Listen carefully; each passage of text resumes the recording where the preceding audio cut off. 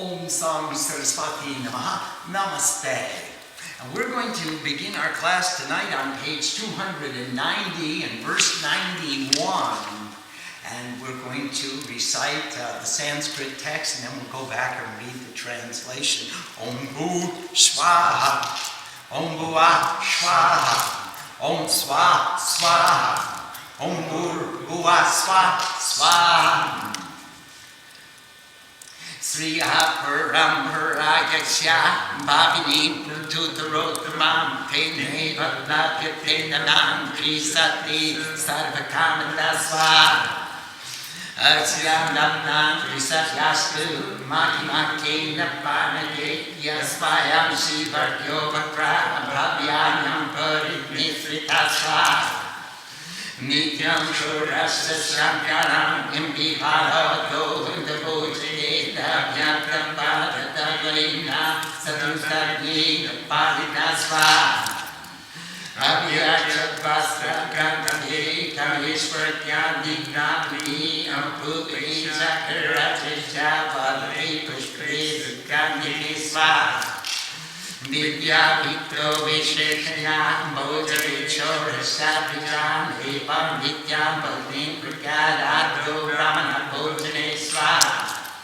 Pasyatri Satyananatu Brahmanan Brahma Shochari Datu Abhyadadi Kandavya Vibhave Sati Satyaka Sva Shukla Pratri Paramadya Nabonavasya Bhakti Kamat Diva Siddhi Vasedi Prapojam Jentade Sankatya Sva Nagashani Pansapir Papi Tri Vijayati Natvadi Tri Samprasya Sritam Vipra Sambhujatya Tri Sampramat Sva Evam Yakurite Bhagya Chandravate Sutrindaram Tasve Pasapadram Jamam Mukti Tasya Karesita Sva Rasyanam Sasvir Rajnitye Bhagavati Adho Nitya Bhalindraya Pacha Brahmana Bhojanam Sva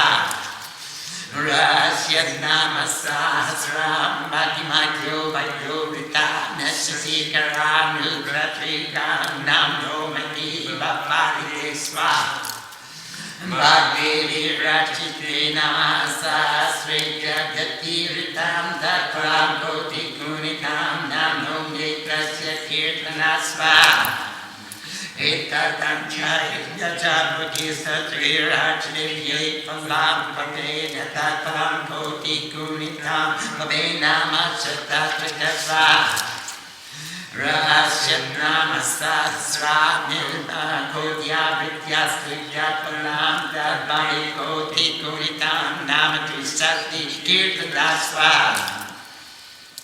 Bhakti Rachite Sutre Dadri Sumati Magati Saksha Kamesha Kamishi Kriti Sindri Yatamiti Sva Sakri Sankirtana Deva Nama Masayami Satatri Bhavi Chitrasya Payatam Nandandu Manapanda Teshri Sva Nagyatabhyam Hititabhyam Najatabhyam Jakumbhajam Heyajasabhyam Tapam Prakantaradhartyam Hitam Japetada Siddhim Bhagavati Pasyatrabhyam Trishake Sva Ye Prayogastandrashu Hitashresha Yagasagate Palam Tatsarvam Sri Yatrishitam Namatri Sati Kirtana Sva Ayushkaram, Bhushikaram, Bhukadam, Vashikarakam, Vidyakam, Kirtikaram, Sakabhikva, Padayakam Sva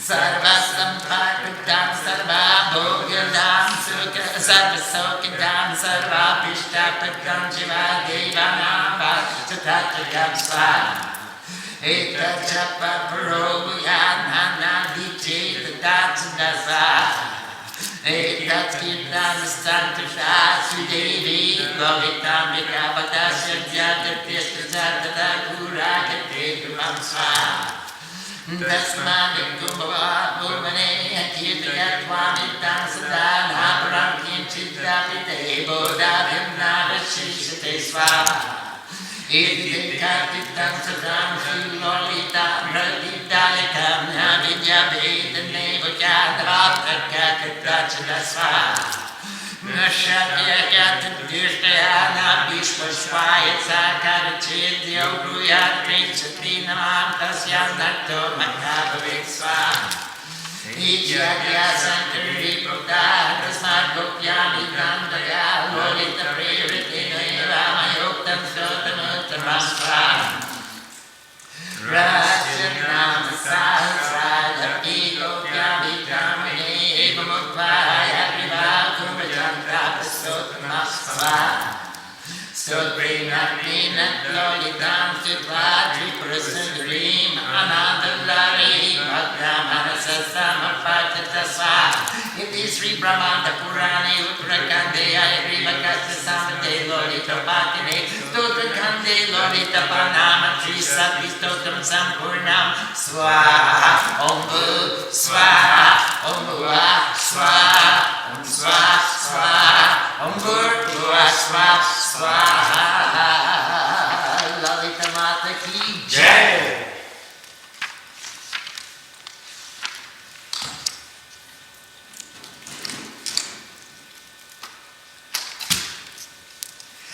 Let's go back to verse 91 on page 290. The respected goddess, she who embodies all existence and her complete lineage of descendants, all strive to attain these 300 names which grant all desires. So even the respected goddess Shri, Lakshmi, who she is striving to master the 300 names. And the Kali Vidya. This is a description of the greatness of these 300 names. Whoever strives to serve Shiva's lotus feet should remember it. Regularly feed 16 Brahmins and offer incense and baths and other objects of value, clothes, scents, etc. And the various names of the Supreme Goddess of all desires, cakes, fruits, sweets, fragrant-smelling flowers, give special knowledge and feed 16 twice-born, regularly offer sacrifice and feed the knowledgeable. So here we have an idea. You invite the Brahmins, you invite the priests, you invite the community, you share the knowledge, and you feed them and clothe them and give whatever you can, and tell them to take the knowledge and go to worship. You remember the story of Gautam Muni when there was a great drought in India and all the Brahmins came to take refuge in Gautam's ashram, and only Gautam's ashram had abundance, and the rest of India was crying out for want of water. Gautam was worshipping Gayatri Devi, and everything he needed was provided.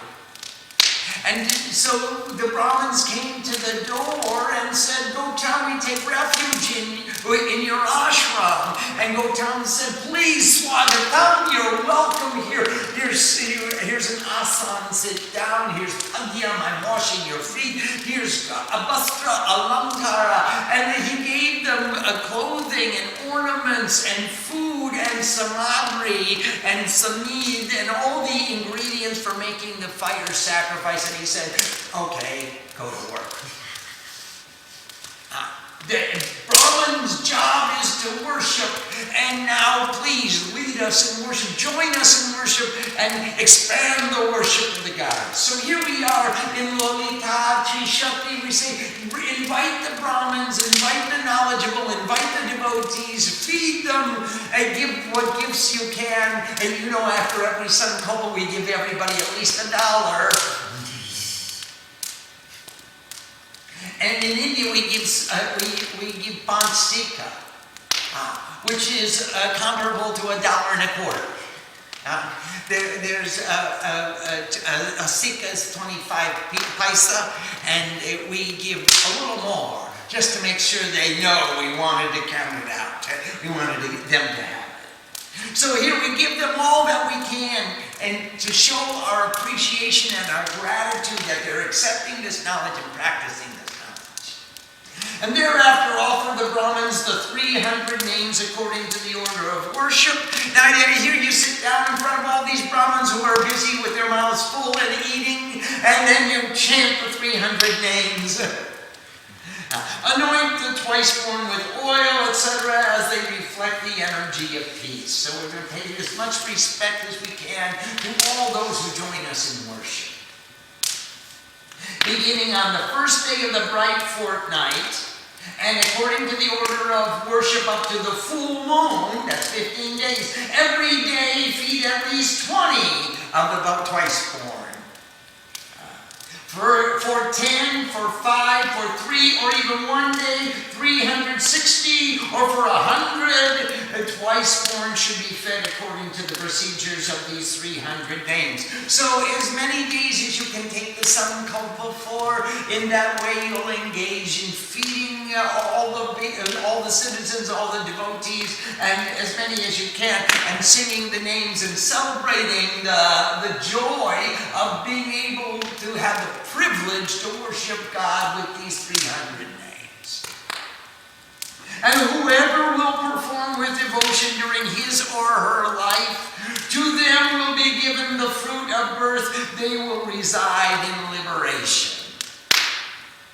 That is, all the fruits of this janama, of this birth, of this lifetime will be fulfilled. They reside in liberation. The secret of the offering of the 1,000 names has also been explained. Always make the offering with respect, and afterwards feed the Brahmins. God, you guys must be pretty fat. Well-fed Brahmins. You know, when I first went to India, I saw a man with a big belly and 3 lines across his forehead, and someone said, he's a Brahmin.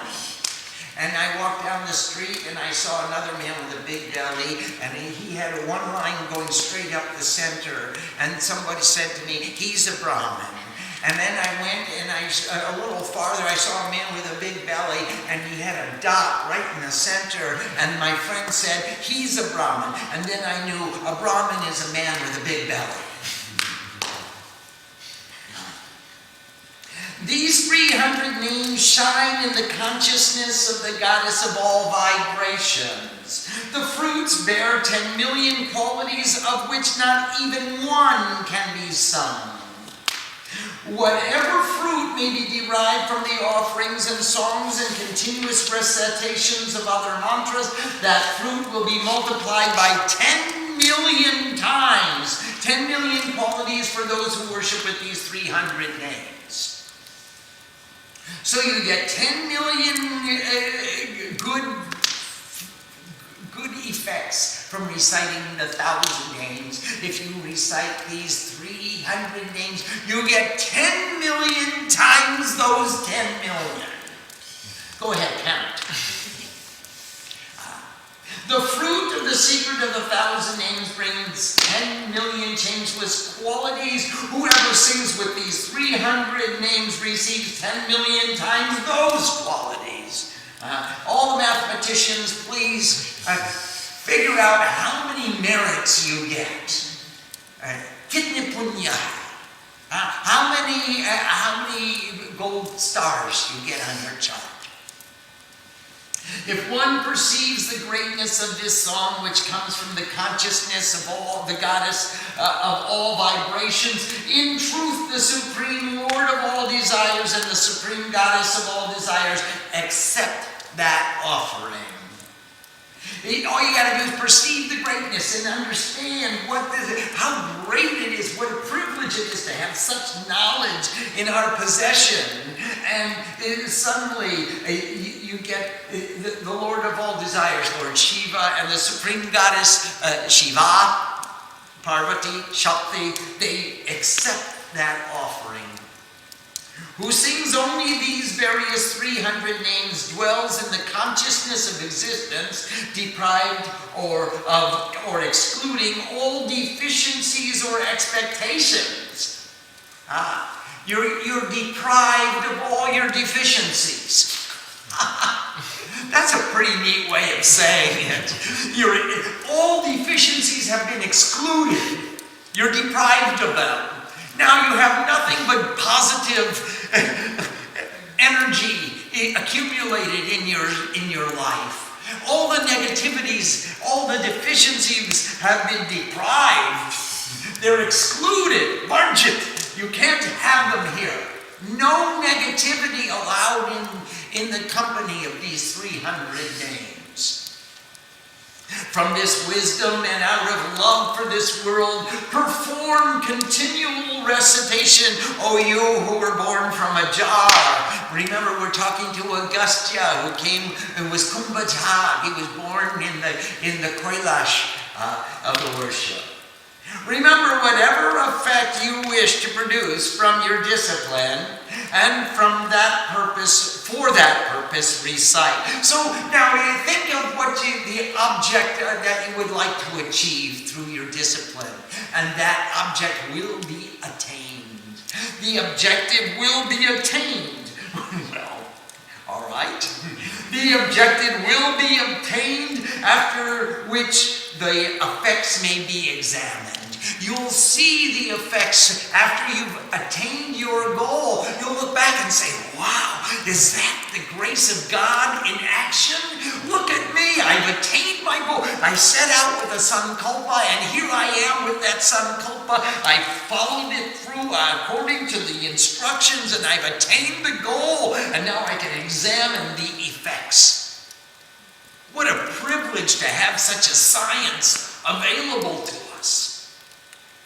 We define our lifestyle. We define our goals in life. What do we want to achieve, and how do we want to go? And then we take the syllabus, we take the course, we produce the discipline, we provide an effort. And look, when we attain the objective, we can look back and say, wow, did I come that far already?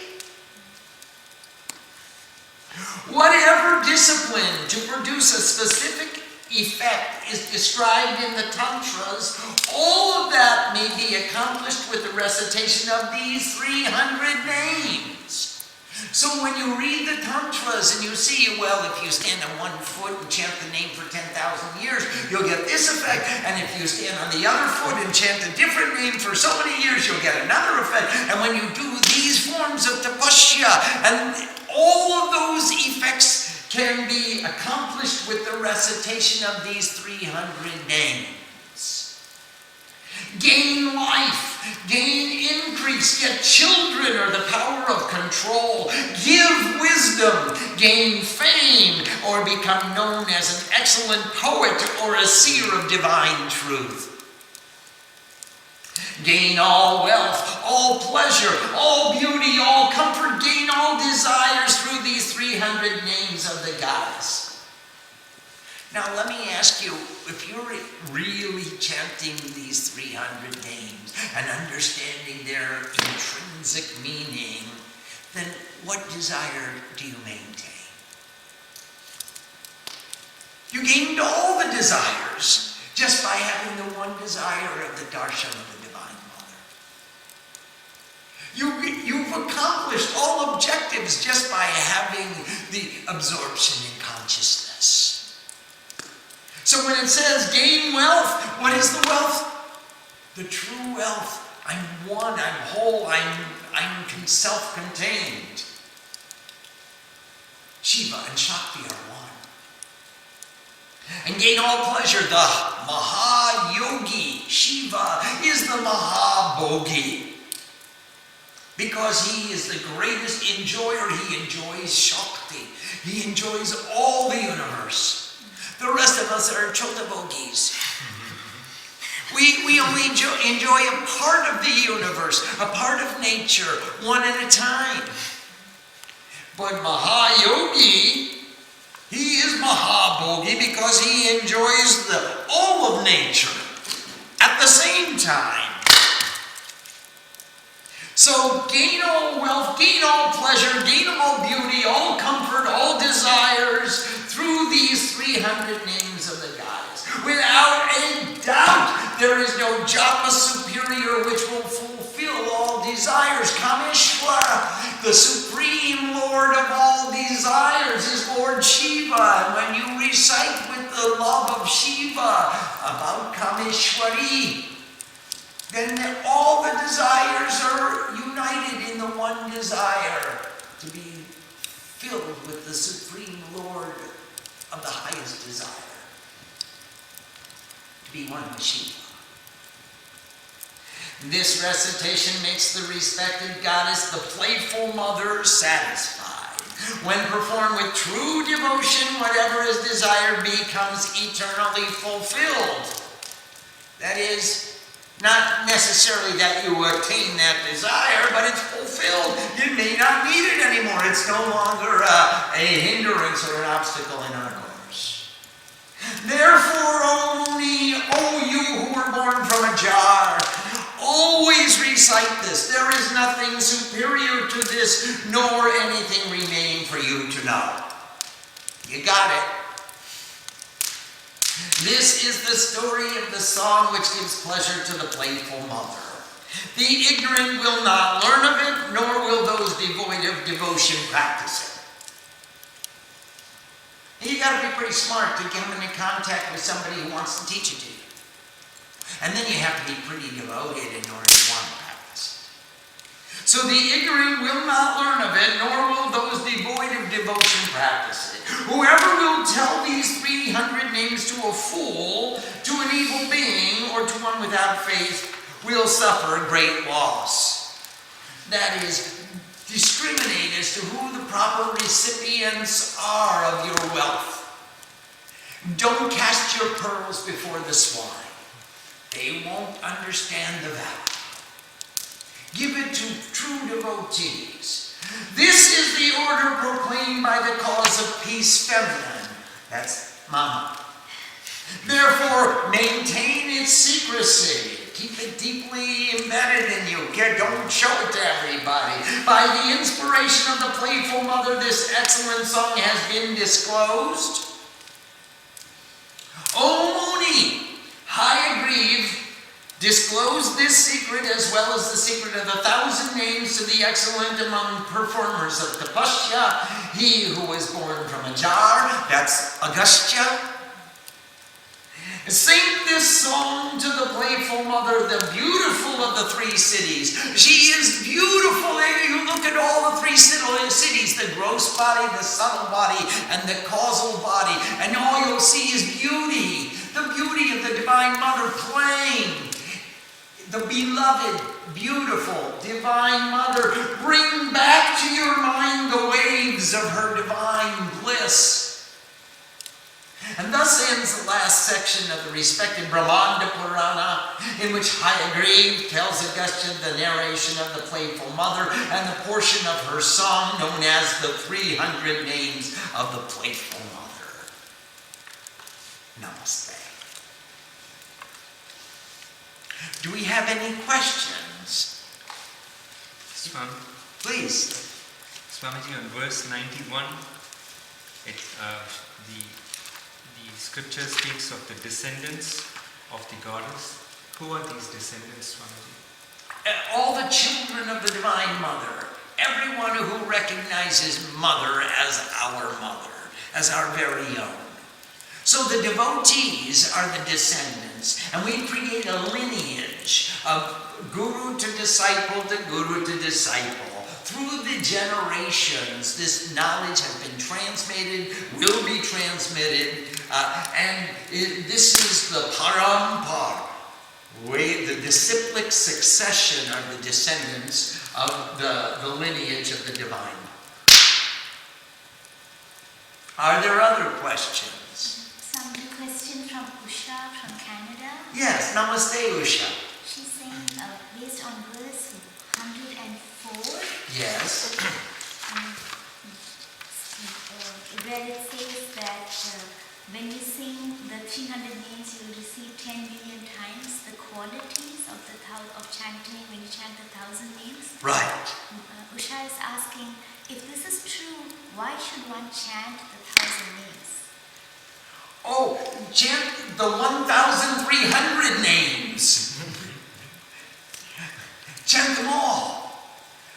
We have to start learning in various disciplines, and then we progress to more subtle and more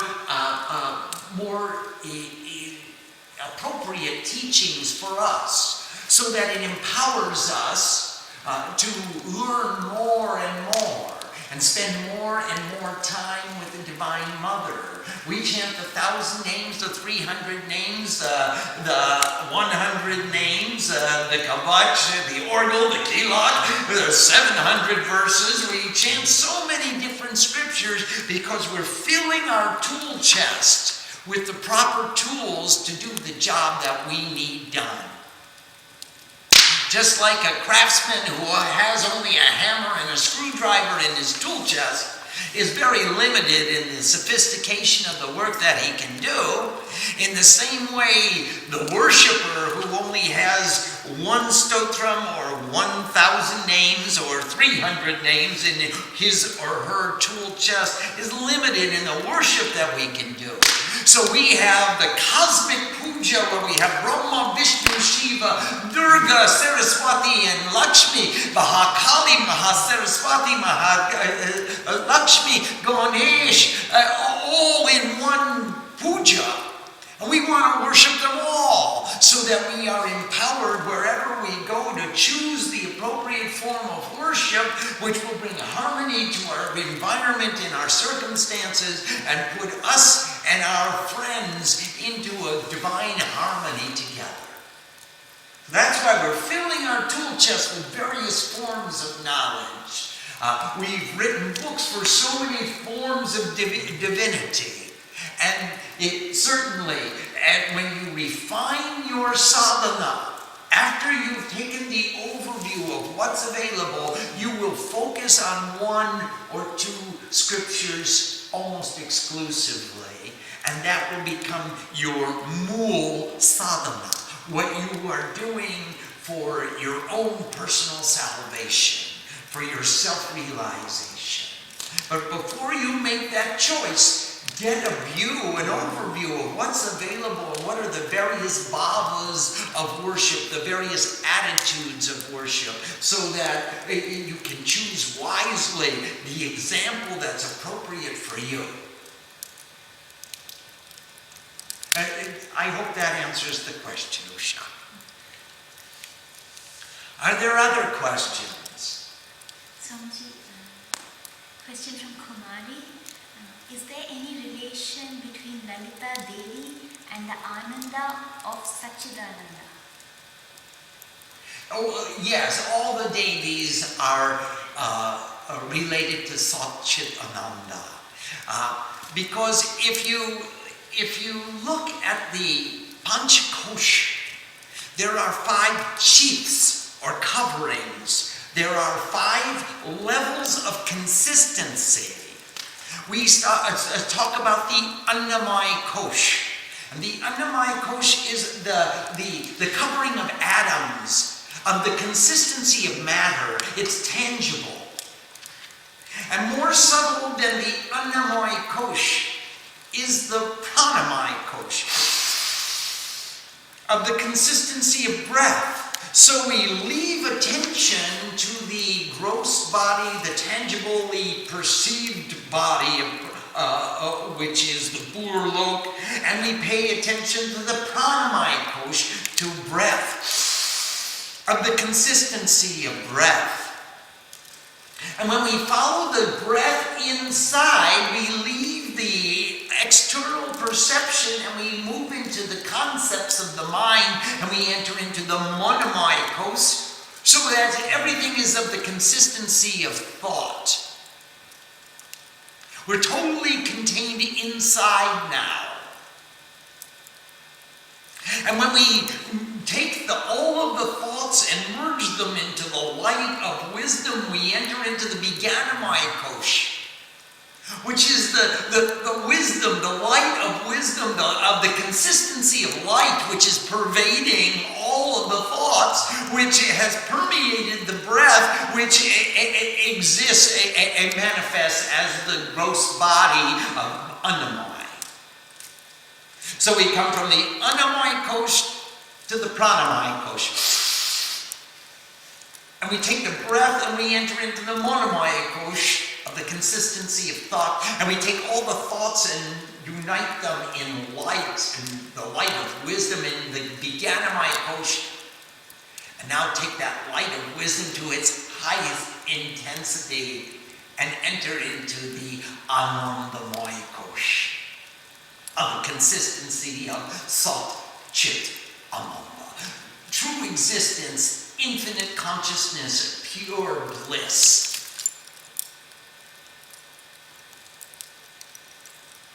And now the mother exists on every level, in every kosha. She is in the Anandamaya kosha, Satchidananda, the cream, the Maya of Vedanta. She comes from the bliss of Ananda, the bliss of pure consciousness, into manifestation as light. And she becomes a manifest in the Vijnanamaya kosh as the Maya of Tantra. And she comes from the Vijnanamaya kosha into the Monomaya kosha. We have a myriad of reflections which direct us towards the light and which direct us towards the world. And we take all of that bliss and we put it into the light. We take all of the light and we put it into thought. And we take all of those beautiful thoughts of the light of bliss, of Satchidananda, and we put it into the breath. In the Pranamaya kosh. And then we open up our senses again and perceive the Annamaya kosh. The consistency of atoms, and it's all the mother. It's all the light of wisdom which is reflected in the highest bliss, coming down, descending into our minds and into our thoughts and into our breath and into our creation. And these are the Panch Koshas. So that's how the mother relates to Sat, Chit, Ananda.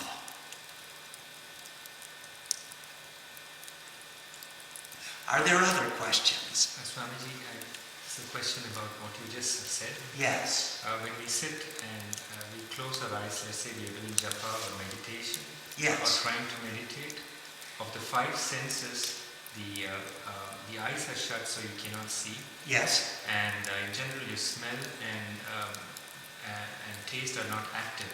Correct. But your sense of touch and the sense of hearing are still active. So if Yes. you hear a sound, you might be disturbed. You might be, but if you're reciting the mantra, and especially if you recite the mantra with the Udgita, which emanates from the place where the eyes, ears, nose, and mouth unite, in the Ajna Chakra, as a yawn coming from the prana, pumped up through the Muladhara, formed into Shabda, into an audible sound in the mouth. So it becomes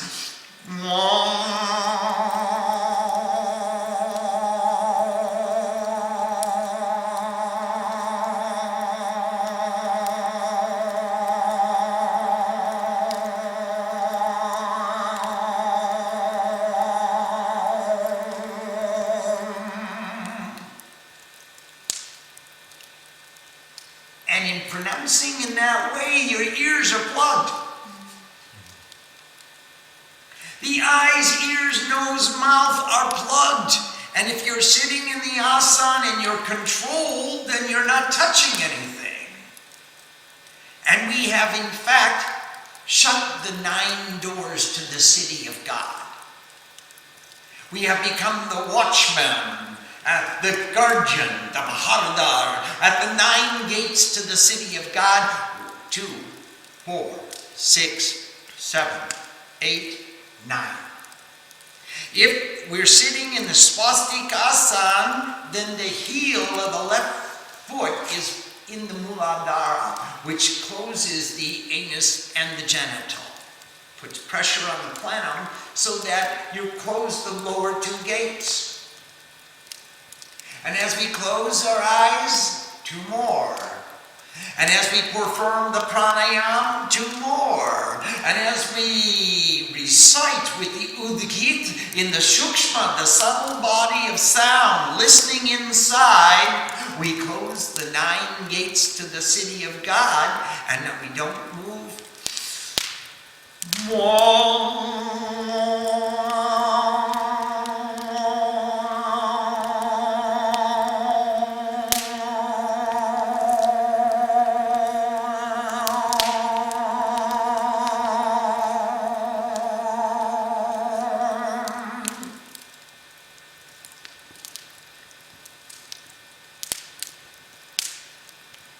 And we move from the gross body to the subtle body to the causal body. From the annamaya kosh to the pranamaya kosh to the manamaya kosh to the jnanamaya kosh to sat chit anandamaya kosh.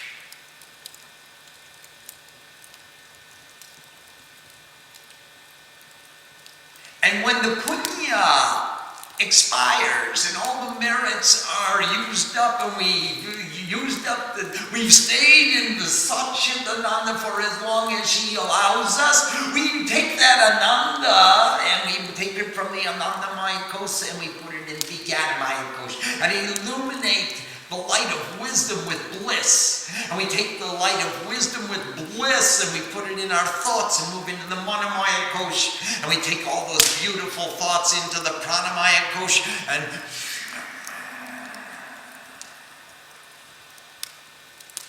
we breathe the bliss of illuminated consciousness into the Annamaya Kosh, which consumes all of our perceptions. Now, everywhere we look, we see Mother. Are there other questions? Yes. Swamiji, actually, Usha said after that poem, all questions evaporate. Namaste. Do you have a question? Yes, Swamiji. Yours haven't evaporated. Swamiji, the scripture in the fruit, the Phalasrutih, keeps saying in several places that whatever you desire would be fulfilled by chanting the scripture. Absolutely. But it does not give us a guideline as to which desire is appropriate for the seeker. Why is that, Swamiji? It certainly does give a guideline. It says, if you desire to chant this, you desire to be with me. You've automatically made your choice. As soon as you desire to chant this scripture, you're desiring to learn more about me, to be with me, to watch my dance, to be with the playful mother. You've made the decision. Now, if you say, I desire to chant this in order to win the lottery, you still desire to be with her. You still desire to be with her, and when you actually understand the meaning of the text and you get to be with her, when she extends that privilege to us, we'll forget all about the lottery.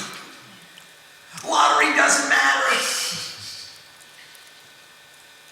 So you have made your decision. She has decided it for us. For any reason that you come to this scripture, if you practice the sadhana and really perform the discipline included in this sadhana, then all the other desires will dissolve into the desire to be one with her. Through knowledge, through devotion, through every means available to us, we want to amplify our capacity to be in her presence.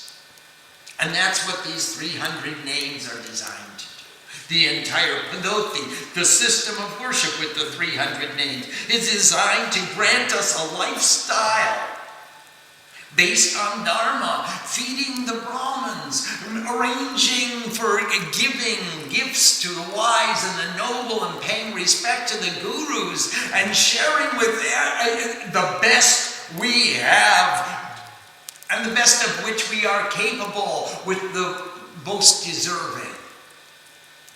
And it gives birth to a whole style of life, a way of life which includes new values and new goals and new objectives, a new definition of a value system. Now what is valuable to me?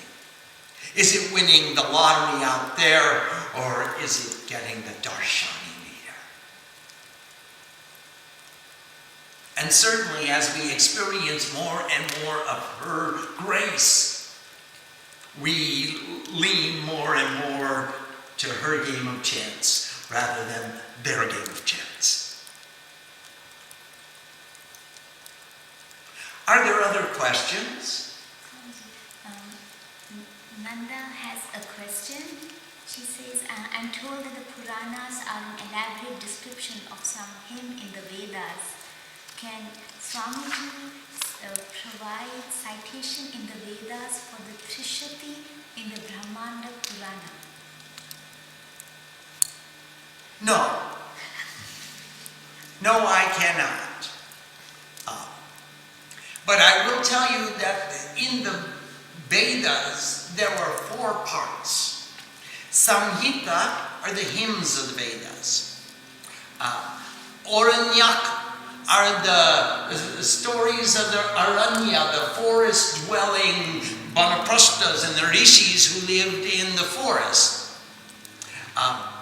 Brahmana are the text of the Karma Kand. How do you perform which kind of puja and which kind of yajna? And the Upanishad is the philosophy, as an expression of the philosophy.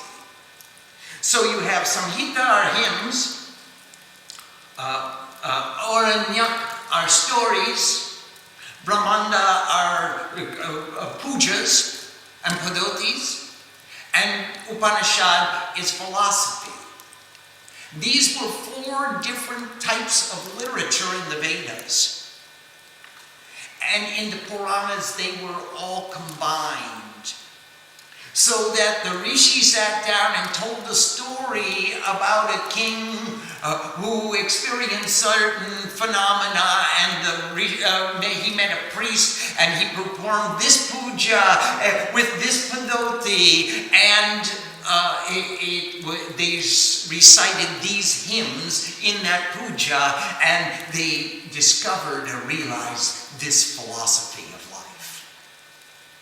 So the Puranas put them all back together again as one literature, whereas in Vedic times it was segregated. So now exactly which hymn comes, from which hymn comes Lalita, I can't say. I would love to quote the hymn of Lalita Devi, but that's also in the Chandi too. So that's the root of all Devi worship, the Aham Rudevitir Bashurir Ksharamyaham. I am the one who travels with all the gods, and I support all divinity, and I am the inspiration. Through me alone, all come to divinity. And that is true of all goddess worship. They all can trace their heritage back to the 125th hymn of the 10th mandala of Rig Veda. But specifically the Brahmanda Purana, namaste. Your question is too broad. Are there other questions? Swamiji, I have a question, Swamiji. Please. There is a love for the sadhana and love for the Divine Mother, Swamiji. Are the two separate, or how are the two related? Oh, there's another one you forgot too, and that's love for the Guru. So, in my opinion, we